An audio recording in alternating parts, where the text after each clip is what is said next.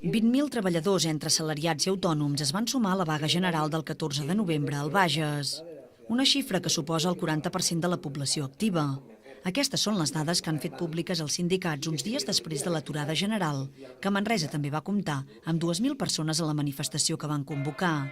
Satisfets amb la resposta, asseguren que les protestes contra les polítiques econòmiques i socials dels governs central i català no acabaran aquí. Esto no acabará y que seguiremos peleando y seguiremos luchando para que al final la política del gobierno cambie en el sentido de recortar permanentemente todo lo que haya que recortar y más.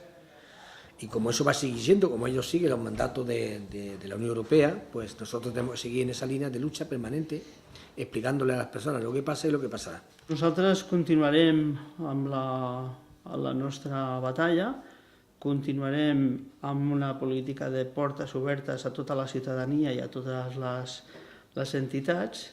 Per UGT i Comissions Obreres hi haurà un abans i un després del 14N, com també hi serà després de les eleccions de diumenge. Els sindicats reclamen que la mobilització ciutadana es tradueixi amb un missatge a les urnes, amb un vot que reclami el dret a decidir.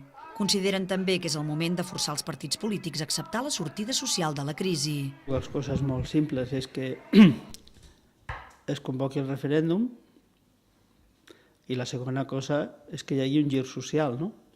Un gir social. Hi ha marge per poder fer un gir social. Nosotros lo que pedimos a los partidos políticos es que tengan en consideración esa situación que hay, real, no temas sociales fundamentalmente y temas laborales. No hablamos de un país donde hay un paro del 8 o el 9%, que es un paro, digamos, razonable. No, hablamos de un país que tiene el paro del 20% y 25%. Absolutamente los partidos políticos tienen que intentar ganar, eso es lícito, muy lícito, pero también aprovechar, si es que ganan, per fer un treball més social. Les dues formacions sindicals també han explicat que la campanya de recollida de signatures al Bages, a favor de promoure una iniciativa legislativa popular perquè es reconegui la dació en pagament, ja ha recollit 2.600 adhesions i creuen que poden arribar a les 3.000.